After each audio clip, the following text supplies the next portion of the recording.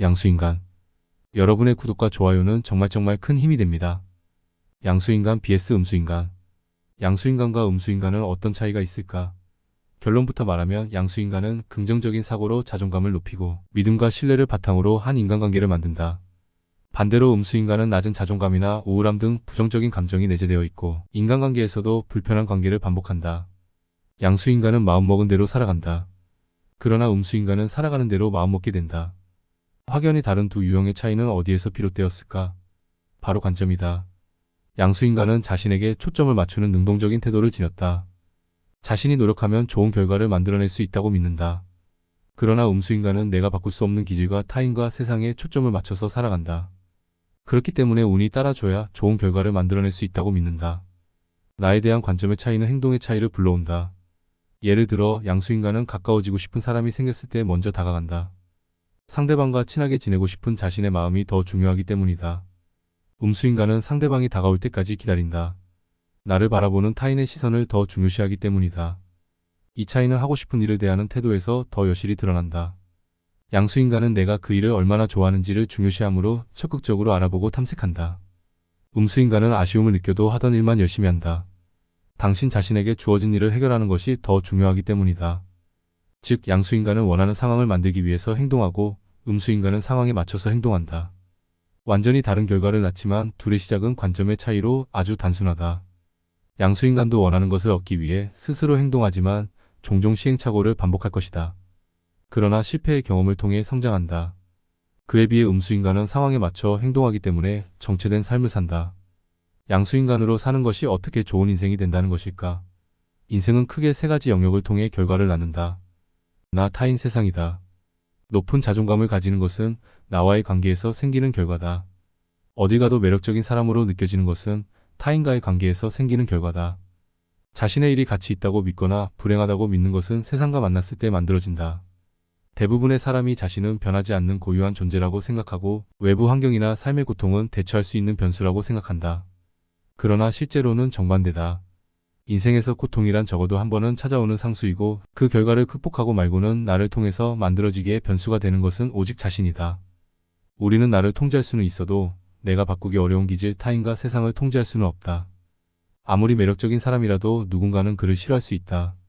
아무리 능력이 뛰어난 사람이라도 예상할 수 없는 일은 생기기 마련이다. 우리 삶에 영향을 주는 모든 외부의 변수를 통제할 수 없다는 사실을 인정해야 한다. 그렇기에 중요한 것은 유일하게 통제할 수 있는 나의 관점이다. 결국 좋은 인생, 나쁜 인생은 우리가 어떤 마음으로 어떤 결과를 쌓을지에 달린 것이다. 정해진 것을 바꾸는 유일한 길. 삶에는 타고난 힘듦만 있는 것은 아니다. 소중한 사람과의 이별, 나에게 상처를 주는 사람, 시도했지만 뜻대로 되지 않은 일 등 다양한 고통을 만난다. 고통은 자연스러운 일이다. 가난한 사람도 부자도 아이도 어른도 공평하게 저마다의 이유로 인생의 고통을 감내한다. 하지만 우리가 착각하기 쉬운 것이 있다. 나 자신은 고통을 감당할 뿐 이길 수는 없는 수동적 존재라고 생각한다는 것이다. 좁은 곳에서 자라 구부정한 나무처럼 환경에 맞춰 살아가야 한다고 믿게 되는 것이다. 그러나 주어진 고통에 잠식당하지 않는다면 우리는 고통을 이겨낼 힘을 가지고 있다. 어차피 찾아올 인생의 고통이 고정값이라면 그 속에서 행동하는 나는 변수이니까. 다시 말해 인생을 움직이는 키는 내가 쥐고 있다. 아무리 부정적인 상황이라도 내가 어떤 관점으로 해석하느냐에 따라 결과는 달라진다. 그것이야말로 고통을 이겨낼 유일한 변수다. 인생은 순간의 선택이 모여 만들어진다. 그리고 우리는 그때그때 선택을 할 수 있는 능동적인 존재다. 따라서 나의 행동을 자각하는 것이 굉장히 중요하다. 크고 작은 선택에 의해 미래의 내가 결정된다는 사실을 깨닫는 것만으로도 양수인간의 삶을 살 수 있다. 나의 삶은 양수일까 음수일까? 관점의 질을 높이는 것은 내가 통제할 수 있는 것과 없는 것을 구분하는 통찰을 키우는 데서 출발한다. 예를 들어 나와의 관계에서 자신의 기질이나 성격은 크게 변화시킬 수 없는 요인이다. 그렇지만 우리는 자신의 성격을 어떻게 바라볼 것이냐에 따라 인생에 유리하게 적용할 수 있다. 예민한 사람을 다른 관점에서 보면 섬세한 사람이 될 수 있고 무딘 사람도 다른 관점에서 보면 무던한 사람일 수 있기 때문이다. 이게 양수인간이 자신을 바라보는 관점이다. 마찬가지로 감정도 우리가 느끼고 싶지 않다고 해서 느낄 수 없는 것이 아니다. 자연스럽게 마음에 떠오르는 것이다. 마치 심장이 뛰는 것처럼 우리가 쉽게 통제할 수 있는 것이 아니다. 다만 심장이 빠르게 뛸 때 대처할 방법이 있는 것처럼 감정도 그렇다. 그래서 양수인간은 자기가 부정적인 감정을 느끼는 것을 차책하기보다 감정을 수용하고 대처하는 것에 집중한다. 음수인간의 두 가지 착각. 우리가 조심해야 할 두 개의 함정이 있다. 첫 번째는 확실함의 함정이다. 우리는 기존의 것에 더 큰 가치를 부여할 때가 있다. 불확실성이 있는 낯선 사람이나 새로운 인생을 위해 발걸음을 옮기는 것보다 내가 이미 아는 것, 현재가 주는 확실함을 믿곤 한다. 두 번째는 안전함이라는 함정이다. 불확실한 것을 선택하라는 말은 무섭게 들리기도 한다. 불확실함은 고통을 수반한다. 확실함을 좁고 안전함을 가까이 하는 함정에 빠진 사람들은 주문처럼 이렇게 말한다. 그건 안정적이지 않아. 이렇게 말하는 사람들이 착각하는 것은 지금이 더 안정적인 게 아니라 더 익숙한 것뿐이라는 사실이다. 더불어 언젠가 인생에서 덮어둔 문제를 마주해야 한다는 사실을 간과하고 있다. 확실함과 익숙함, 불안함의 감정은 마치 동전의 양면처럼 함께 붙어 다닌다. 미래에 대한 막연한 불안함은 지금 가지고 있는 것의 확실함에 집착하게 만들고, 확실함은 다른 변수의 존재를 꺼리게 한다. 그래서 확실함과 익숙함은 나의 불행한 현실을 합리화시키려 한다. 그렇다면 우리가 해야 할 일은 하나다. 불확실한 것을 시도하는 것이다. 한계를 아는 것은 힘이다. 내가 주체가 되어 산다는 것은 자신의 한계를 인정하는 것과 같다. 양수인간은 자신이 할 수 없는 것을 인정하기 때문에 할 수 있는 것에 집중할 수 있다. 할 수 없다는 사실을 인정하는 것은 인생의 질적인 향상을 일으킨다. 따라서 자신이 통제할 수 없는 것에 시간을 낭비하는 것이 아니라 자신이 통제할 수 있는 것에 집중하면 더 많은 시간을 활용할 수 있다. 예를 들어 누군가 당신에게 싫은 소리를 해서 분노나 슬픔과 같은 부정적인 감정이 생겼다고 가정해보자. 부정적인 감정을 느끼는 것은 당신의 잘못일까? 부정적인 감정을 느끼는 것은 개인이 통제할 수 없는 영역이다. 오히려 때로는 부정적인 감정을 느끼는 것이 건강하다는 증거일 수도 있다. 양수인간은 개인의 한계를 안다. 자신의 마음에 부정적인 감정이 올라오는 일은 자신이 통제할 수 없다는 사실을 인정한다. 그래서 부정적인 감정을 느껴도 자신을 탓하기보다 어떻게 대처할지 집중한다. 하지만 음수인간은 개인의 한계를 모른다. 그 때문에 부정적인 감정을 느낀다는 것 자체를 부정적으로 바라본다. 나는 좋은 사람인 것 같은데 어떻게 이런 생각을 할 수 있지? 라며 자기 혐오를 하게 된다. 감정을 통제하지 못한 자신을 탓하는 것이다. 부정적인 감정을 자신의 마음을 살펴보는 데에 활용할 수 있다. 때때로 특정한 감정이 느껴진다는 것은 마음속 거대한 콤플렉스가 건드려졌다는 의미일 수 있다. 그러니 자신의 부정적인 감정을 통해 자신의 문제를 어떻게 해결할지 고민해 볼 수 있을 것이다. 그리고 이는 자기 내면을 성숙시키는 변화의 시작점이 될 수 있다. 양수인간은 인간관계에서 자신의 한계를 알기 때문에 누군가가 자신을 싫어해도 그 자체를 인정하며 타인의 시선에 크게 개의치 않는다. 반면 음수인간은 노력만 하면 얼마든지 그 사람의 마음을 바꿀 수 있다고 여긴다. 그러니 상대방이 자신을 어떻게 생각하는지에 집중하게 된다. 그래서 나를 싫어하는 사람에게 잘 보이기 위해 내키지 않아도 상대방이 원하는 행동을 하게 될 수 있다. 세상과의 관계에서도 나의 한계를 아는 것이 중요하다. 살다 보면 열심히 노력해도 결과가 좋지 않을 때가 있다. 개인이 아무리 능력이 좋고 노력했다고 해도 모든 변수를 통제하는 것은 불가능하기 때문이다. 양수인간은 세상 속에서 자신의 한계를 인지함으로 결과로 자신을 판단하지 않는다. 때때로 실패해도 이를 비하지 않는 이유가 이 때문이다. 그러니 힘겨운 상황 속에서도 부족한 점을 보완하거나 돌파구를 찾아내어 새로운 가능성을 만드는 강철 멘탈처럼 보인다. 그러나 음수인간은 자기가 결과를 통제할 수 있을 거라고 생각하기 때문에 결과가 좋지 않으면 좌절한다. 가끔 운이 좋지 않아서 실패했음에도 자신을 탓한다. 결과를 자신을 판단하는 것이다. 성공은 부단히 많은 시행착오 속에서 이루어진다. 그러니 실패를 하나의 과정이라고 생각하는 편이 좋다. 따라서 성장과 성공을 위해서는 실패하는 것에 익숙해져야만 한다. 그렇지만 음수인간은 결과로 자신을 판단하기 때문에 시도 자체를 두려워한다.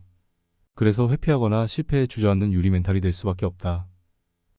타인 세상과의 관계에서 자신의 한계를 아는 것은 자기 잠재력을 아는 것만큼 중요하다. 인간은 아이러니하게도 할 수 없는 것을 알아야 가치 있는 일에 집중할 수 있다. 무기력에서 벗어나는 방법. 나를 자세히 들여다보면 무언가 보이지 않는 사슬이 채워져 있을 수 있다. 누군가에게는 낮은 자존감이라는 사슬이, 누군가에게는 낯선 인간관계라는 사슬이, 누군가에게는 고달픈 현실이라는 사슬이 발목에 채워져 있을 수 있다. 당신이 양수인간처럼 행동하지 못하는 것은 자질의 문제가 아니라 마음에 채워진 촉새 때문일 것이다. 우리는 의도적인 노력을 통해서 앞으로 나아갈 수 있다.